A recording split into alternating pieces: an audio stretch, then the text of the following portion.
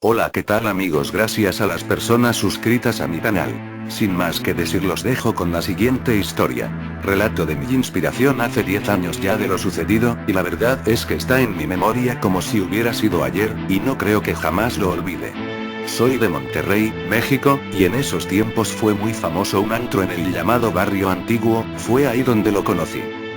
Un sábado de febrero hacíamos una fila que se nos hacía interminable, platicando, riendo y fumando un cigarro entre una plática y otra. Él estaba unos metros detrás de mí y podía sentir su mirada que me hacía voltear, un chico bien parecido, de unos 20 años, ojos pequeños con una tristeza muy notoria.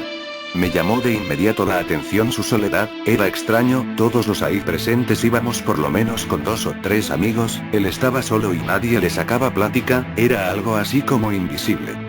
Pobre tipo, pensé, se acercó a platicar conmigo, inmediatamente hicimos clic, era guapo, agradable, simpático, además tenía una plática extraña que lo hacía más interesante aún. En ese momento, me hablaba de demonios, sombras, magia negra y cosas así que me parecían divertidas y un tanto bobas. Hoy no pienso igual, la plática no tenía fin entre risas, alcohol y unos cuantos besos. Seguía pensando cómo alguien tan interesante podía estar solo, pero bueno, estaba conmigo. Olvidé por completo a mis amigos en ese momento y salí del antro de tomada de su mano, pensando 1000 veces que lo que estaba haciendo estaba mal, que era un completo extraño. Algo dentro de mí sabía que tenía que salir corriendo, pero tenía algo que me atraía y me quedé con él. Pasamos el resto de la madrugada en la explanada de un museo. Me preguntó que si creía en el amor a primera vista, yo le contesté con una negativa, y se agachó contestándome que él sí, porque le había pasado esa noche. Yo reí por dentro pensando, lo que se les ocurre a los hombres con tal de llevarnos a la cama, tonterías. No dejaba de darme un poco de miedo su mirada y la manera que dibujaba estrellas imaginarias en mi frente con su dedo. Recuerdo muy bien que estaba heladísimo, como si estuviéramos a varios grados bajo cero. Le pregunté por qué, si hacía frío pero no a tal extremo, y me dijo que solo era muy friolento. Me pareció tan extraño.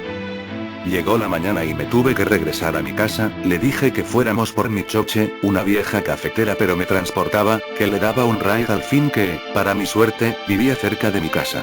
Creo que me veo como niño, pensé, pero no me importó, me gustaba mucho y por lo que veía yo a él. Fue una magnífica noche, a pesar de sus pláticas raras y de las peticiones de hacer rituales y jugar a la ouija. Creí en ese momento que era parte del alcohol, de la noche, que se prestaba para hablar del tema. Cuando llegamos a su casa me besó, como no lo había hecho en toda la noche, como jamás me había besado nadie. Me dijo que no quería dejar de verme, que le gustaría que fuéramos algo más, pero que era muy tarde. En ese momento no entendí. Pensé que hablaba de la hora o, siendo negativa, que tenía novia. Me pidió que nos viéramos al día siguiente, en un parque cerca de nuestras casas, puesto que era casi mi vecino, nos quedaba cerca a los dos. Porque nunca lo había visto. Porque me atrae y me da temor a la vez. Era confuso, pero agradable. Al día siguiente, mi primer pensamiento en el día fue él. Me sentía tan estúpida. Llegué a donde nos habíamos quedado de ver pero jamás apareció, me sentí triste y un tanto enojada. Había confirmado lo de anoche anterior, que tenía novia, y solo se burló de mí. Me fui pero solo pensé en él el resto del día. Me molestó tanto el sentirme burlada.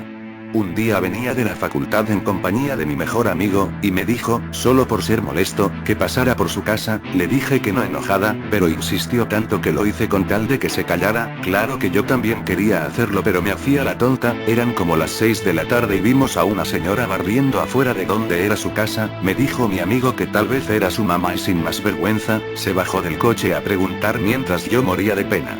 Le preguntamos si ahí vivía Antonio, pues así dijo que se llamaba. La señora nos miró con cara de enojo pero sorprendida a la vez, preguntando quiénes éramos. Le dije que éramos amigos de hacía poco y que habíamos quedado de vernos pero nunca llegó. Le puse de pretexto que me preocupaba no saber de él.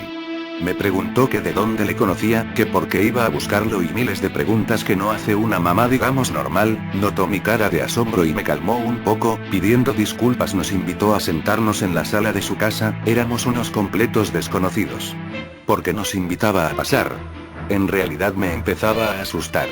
La sala estaba llena de fotos de él, tomó una de una repisa y me preguntó si era él. Le dije que sí, que era mi amigo Antonio, incluso le dije que le llamaban el Diablo. La señora dijo que odiaba ese sobrenombre. Le dije dónde le conocí y que nos habíamos hecho buenos amigos. Me miraba incrédula y tenía los ojos llorosos.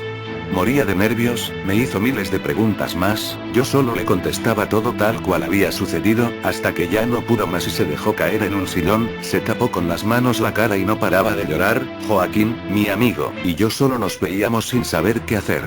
Se calmó un poco después de un buen rato, y nos dijo que era imposible que su hijo me hubiera conocido hacía una semana, porque él había muerto un año atrás, que precisamente murió saliendo del antrucho ese, como dijo la señora, fue una muerte horrible, según nos comentó fue asesinado, y cuando lo encontraron no tenía nada por dentro, estaba abierto del estómago y le habían sacado todo. No lo podíamos creer. Me negaba rotundamente a aceptar todo eso, no tenía nada de lógica. No puede ser, incluso lo traje a su casa y nos besamos, no puede ser posible, grité, estaba un tanto alterada mientras Joaquín trataba de calmarme. Sentía un frío intenso en la espalda, tenía miedo, pero quería encontrar una explicación lógica. Nunca la hubo. ¿Cómo puedes sentir físicamente a alguien que ya no está vivo? Ya más calmado el ambiente, la señora nos confió que su hijo tenía muy malas compañías, era muy extraño, ella tenía la seguridad que estaba involucrado con una secta satánica o algo así, que estaba segura que ellos lo habían orillado a hacer tales cosas, como asesinar, robar, etc. Ella lo sabía, pero ¿cómo delatas a tu propio hijo? Un día, según su versión, llegó llorando y pidiendo disculpas a ella, a Dios, a la vida, dijo que quería cambiar, que quería una vida normal, una novia, una carrera, ser feliz. Pobre señora lloraba diciendo que el alma de su hijo andaba vagando por ahí, sola, sin rumbo, estaba convencida que se había convertido en demonio o un ente, eso me asustó aún más. La verdad nunca fui muy crédula con ese tipo de asuntos, menos en cuanto a satanismo y cosas así, pero recordé todo lo que me dijo y empezaba a tener un poco más de sentido. Jamás volví a pisar ese antro, moría de miedo de volverlo a ver.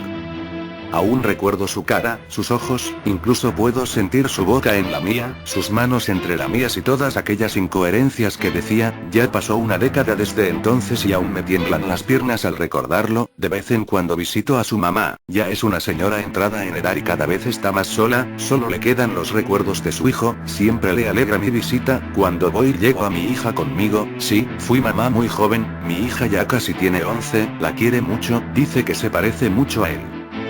Yo creo que solo alucina. Bueno, eso es todo amigos, no se olviden de suscribirse a mi canal, suerte y hasta la próxima.